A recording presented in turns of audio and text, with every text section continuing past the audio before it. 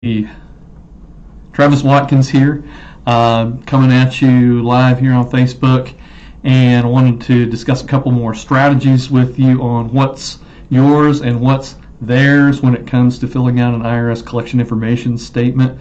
If you need help with a tax problem, if you're suffering right now from an IRS matter, give me a call right now, 1-800-721-7054, or get my free book downloaded. And you can get that at traviswatkinsbook.com.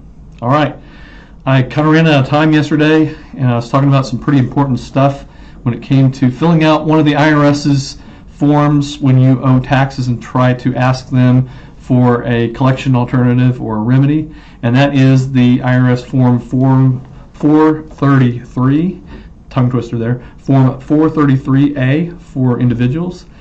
And we were looking at a little example there, and I wanted to go back to that thing and show you a couple more things with it that I think that you'll find useful. And so let me go to my desktop here and go back to this thing. We were looking at this yesterday. This is an IRS Form 433A, and just kind of a recap of what we've already looked at. The left-hand side of this thing on Section 5, Monthly Income and Expenses, talks about, let me get this over here, talks about your income on the left-hand side and your expenses over here. And we went through this particular taxpayer's expenses yesterday. The ones in yellow are set by national standards, and you can get the national standards. I've got that over here on the IRS's website. That's irs.gov. You go to File. Keep doing that. File, Businesses and Self-Employed, Small Business and Self-Employed, and I just happen to be on local transportation standards. But you'll see all these different types of standards that they have here. General, national standards for food, clothing, and other items, if you just click there. National standards for out-of-pocket health care expenses. Local standards for housing and utilities. Local standards for transportation, which we'll be looking at in just a moment. And that's pretty much the universe of things there. And you'll go to that particular page there at irs.gov to figure out what the national standards are for expenses that they'll accept for these food, clothing, and miscellaneous, vehicle ownership costs under transportation, vehicle ownership costs there as well, and out-of-pocket health care costs. All right. This particular person looks like they only listed one vehicle, and I wanted to show you, see the net difference of their income and their expenses for this particular person. Their net income was $1,191. In other words, that's what the IRS thinks is theirs at the end of every month. And let me just show you. If we go to the transportation standards under ownership costs, not operating costs, but ownership costs, one car is $497. Two cars would have been $994.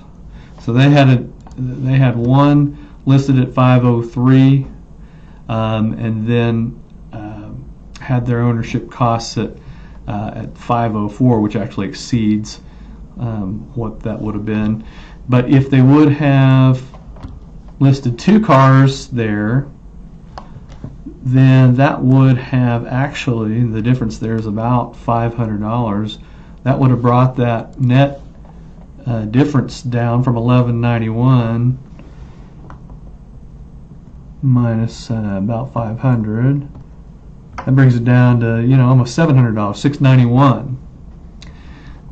Would have been their net disposable income there, which makes a big difference. It's only about a $500 difference, but it would have made a big difference when you extrapolate that. You take it times the amount of months left in the IRS's in the IRS's collection statute, which is the statute of limitations. So it makes a pretty big deal when you strategize like that. And I have an interesting story revolving around just what we just looked at, the transportation costs. I had a gentleman that was in a very similar situation there. We were trying to get legitimately down his net disposable income every month to try to cut a deal with the IRS, and he only had one vehicle listed on his collection information statement. We sent it off for an offer and compromise in this scenario, and what happened there is they said, well, he's got too much disposable income there. We think that we can collect everything that we're saying that he owes. Would you like to take a second crack at this?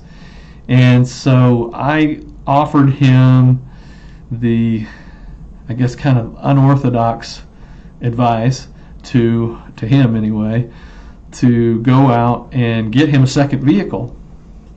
And he looked at me like I was crazy. He was like, well, I owe the IRS. Aren't they going to look unfavorably at me going and buying a car while I'm in the deal cutting process here, and they're examining all my expenses? And I said, well, yes, generally speaking they will, but I want you to go out and get a car that has an ownership cost of whatever it was at the time, something around $500. And being the deal maker that this guy was, he was a good businessman. He said, well, okay, I'll go out and I'll get myself a deal, and well, I'll get this thing crammed down. I'll steal this car, basically, get it for nothing, and I will have this second vehicle for you, and I'll get it down to about $200 a month. And I said, no, not $200. Go out and get this vehicle and make it be right on the button, $500 a month in ownership costs. And he said, well, okay, this is against everything I believe in, but I'll go out and fall on my sword here and not get a humdinger of a deal and get it right on the button at $500, which he did.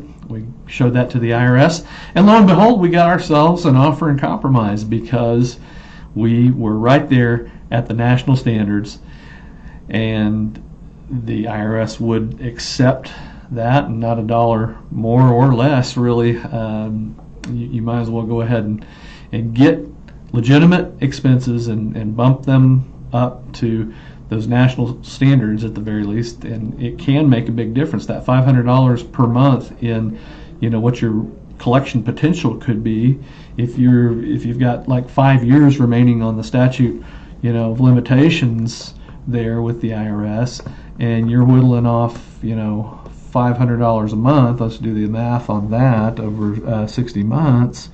That's 30 grand off